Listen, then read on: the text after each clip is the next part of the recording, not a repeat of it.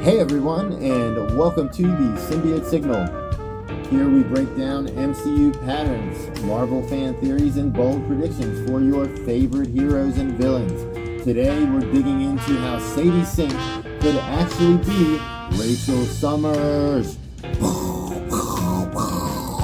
The clues that got us here and what it could mean for the future of the Marvel Cinematic Universe. Some might say Rachel Summers is an unknown character. Why would they cast Sadie Sink? But think about how Marvel has done this before. Iron Man was almost entirely unknown before RDJ brought him to life. And Nick Fury, Marvel literally started drawing the comics to look like Sam Jackson.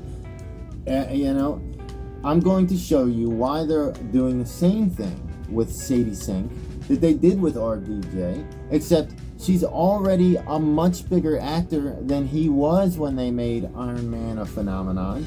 The mystery, in fact, makes this theory even stronger. And so, I'm going to start from the beginning, okay? I have come to this theory with an AI model that I have been creating for a long time.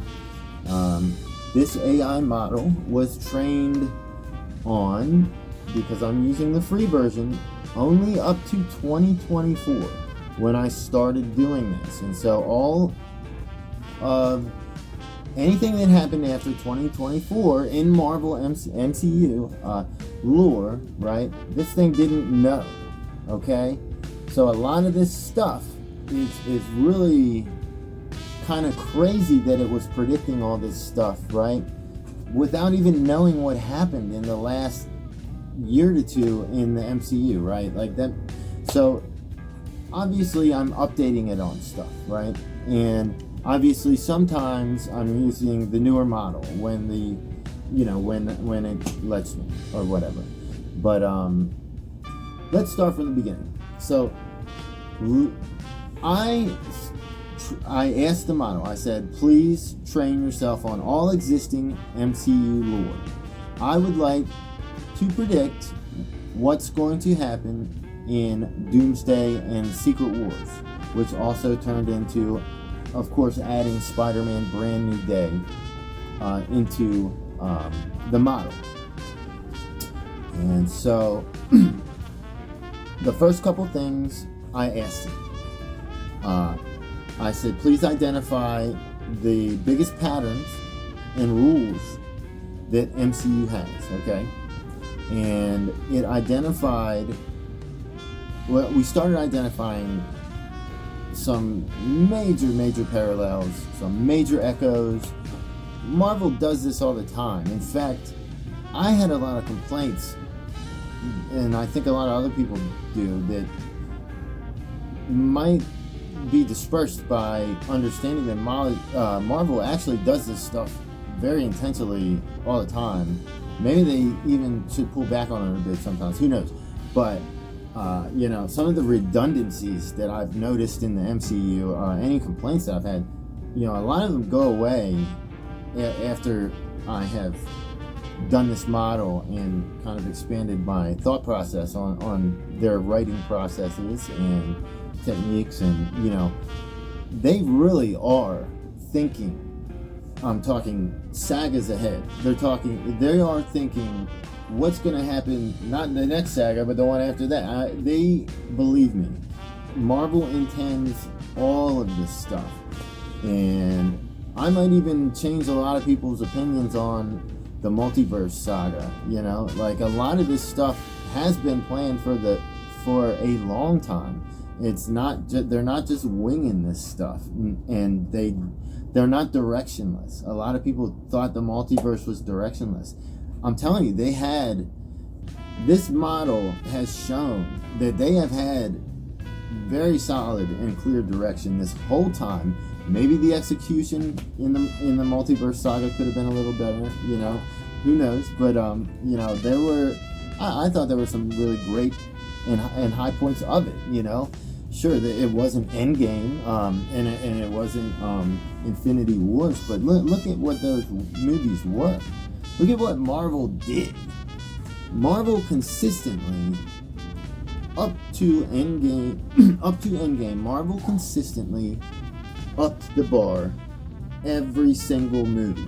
I mean, literally just, and once they got to Endgame, I mean, how do you even go above that, right? And so we're about to see how in Secret Wars, obviously that's what everyone's so excited for, right? But this whole thing, like, I mean, think about that. Like, are they really going to be able to outdo Infinity Wars and Endgame with just the regular old next movie that comes out? No. Be thankful for what we have, guys. That's all I'm saying. Anyway, I'm right there with all the people, all the complainers. Trust me, I'm right there with everybody on all this stuff. But anyway, let's get back to our model. Before this video gets too long, I'm trying to keep them at 10 minutes. So, the model predicted to me that the two main patterns that we see Marvel have, right, which is, the first one is the power scaling rule, right, which everybody already notices that one. They have to depower Omega characters so that they don't break the story, right?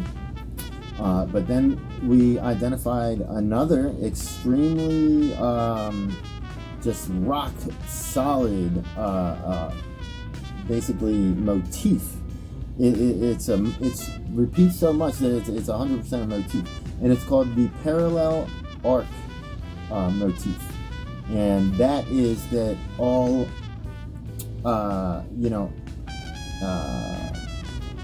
Omega characters, right, or main characters. I was trying to think of a main character that's not technically an Omega character, but yeah. So, all Omega characters and heroes have to have a failed parallel arc. They have to have a character that shows what happens when someone with the same power set makes bad choices and goes down the wrong road, and what happens when they have to set the example for the hero. They have to set the example for the new MacGuffin. And so that leads to, I said everyone thinks that Franklin Richards is the new MacGuffin, right? And I explained to it that Franklin Richards was born and all this stuff, updated its knowledge on that, and it was certain from the get-go.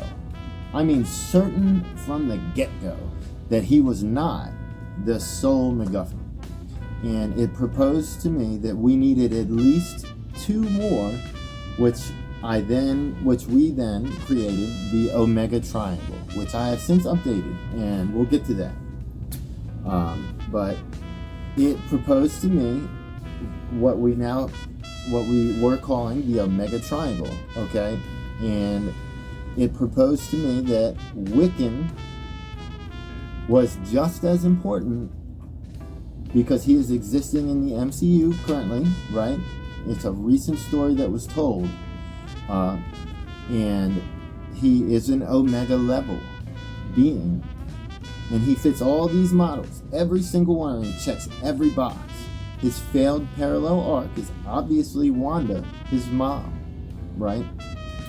And so, I got to wondering. I'm like, okay, so who would be the third, right? And I'll just say that we're past 3 people now. In fact, we're up to 6 people, and you guys might instantly be like, oh, you mean like 6 Infinity Stones? But we'll get to that.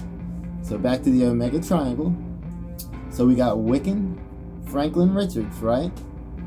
And I'm theorizing what's going to happen in Spider-Man, and a lot of people start saying that Sadie Sink, it's really looking like she's going to be Jean Grey, okay? And so I asked the AI, I said, what's the probability that she is Shathra versus Jean Grey? And it said high probability Jean Grey. So we plugged Jean Grey into our Omega Triangle, and everything fit the bill perfectly. Her parallel arc was herself from an alternate universe, right? I don't even remember what I had thought of that I entered, but it was before I learned corroboration of this next thought, and I don't even remember what. I'll have to go back and look, and I'm willing to share all these links to all these chats that I'm doing this with, and I'm gonna make visual models of all this. It's gonna be a good time, man. And so anyway, for whatever reason, it told me specifically, it said, okay, Jean Grey is still a high probability, but now it's almost certain that Rachel Summers is the candidate. Oh, I'm starting to remember. It's because of the child theme. And so, you know, the trailer with Cap in it, you know, he's got a kid now. Thor's got a kid now. And guess what? Thor's kid is an Omega level kid that was created by Eternity. An Omega character. Anyway, so she'll tie into this too eventually, but the AI said it was like, you have completed your Omega Triangle, basically. And so now we got Rachel Summers, Wiccan, and Franklin Richards. And it came up with her because she fits all of the things plus the child theme, right? And so now it's even stronger. So her parallel on that arc isn't herself now, it's her mom. Just like Wiccan's is, right? It's coming together, guys. It's coming together. So let's rewind also all the way back to the beginning. Back when the AI was still only trained off of up to 2024 stuff, right? Oh no, we're at 12 minutes. That's okay. I'm going to keep going for just a little bit. Maybe we can make it 20 minutes. We'll see. And so I asked the AI long before the chair's cast announcement came out, right? I said, who do you think's going to be, who are the most probable characters that will be on the X-Men team in Doomsday, right? It spit out a list to me and explained why, like, very eloquently, and this list was exactly, I mean, it nailed it. It had every single person on the list before the chair call except for Nightcrawler. And guess who it put on the list, right? That wasn't on the chair reveal, okay? Now I'm gonna give you a hint. It was not Jean or Storm. Rogue. It put Rogue on that list from the beginning. And I literally immediately said to her, I was like, you really think Rogue is gonna, and it just spat a bunch of crap to me, like, yeah, like, this is why, like, yeah, bro, like, and then I was like, actually, that makes a lot of sense, because Gambit is most likely going to be on the team. He was pretty popular in Deadpool and Wolverine, and then the chair call came out, and Gambit was on it, right? And so the more I thought of that, I'm like, you know, who would they even match that was age preferable with Channing Tatum, right? And it's literally Anna Paquin, our Rogue, like the Rogue we've always had, who has, right, for one, rich history with Gambit, but for two, an extremely rich history, maybe richer than any other character, as in any other character, with Wolverine, specifically Hugh Jackman's Wolverine. I'm telling you guys, Anna Paquin is going to be in that movie, and if she's not, she will at least be mentioned, and she will 100% be in Secret Wars, right? I mean, I think a lot of people are coming to this conclusion, but it just blows my mind that ChatGPT put her on my list so early. I mean, it nailed the X-Men character list. It nailed it. And when I told it, I said, guess what? Rogue's not on the list, but Nightcrawler is. And it said, oh, well, that makes perfect sense. And basically, Nightcrawler's just added to the list. And it changed nothing. So, back to... This is all tied together on how I came to the theory that Sadie Sink will be playing Rachel Summers. Okay, guys? So I'm pretty darn sure this video's gotten pretty long, so I'm gonna cut it here. Let's see. I'm gonna grab some comics real quick. Thanks for being here, everybody. At the end of all my videos, I like to do a brief section where we show a lot of the comics that I have collected when I was a kid, from the 90s era specifically, or is my favorite era. Of course, we'll slip in a modern era. Gotta have the King of Black, right? But let's do some Symbiote Signal stuff, right? Lots of Venom. Venom's my favorite character. Spider-Man is probably my second favorite character, so it's a tough one. But a lot of these that I try to pick, I didn't do this in advance today, so these are just kind of random. But this one is kind of cool, right?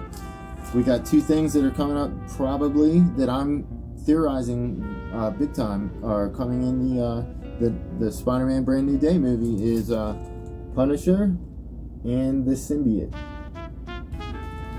I think they're both. Well, obviously Punisher is announced, but I am pretty sure that the Symbiote's going to be in there, guys. Some Venom versus Morbius and Green Goblin. More Venom. Lethal Protector. Funeral Pyre is a great little storyline with it had Ghost Rider in it along with Venom and the Punisher. Classic Venom Spider-Man cover here. We're not going to show you that one. Thanks for joining me, everyone. In the next video, we're going to talk more about why Sadie Sink is playing Rachel Summers.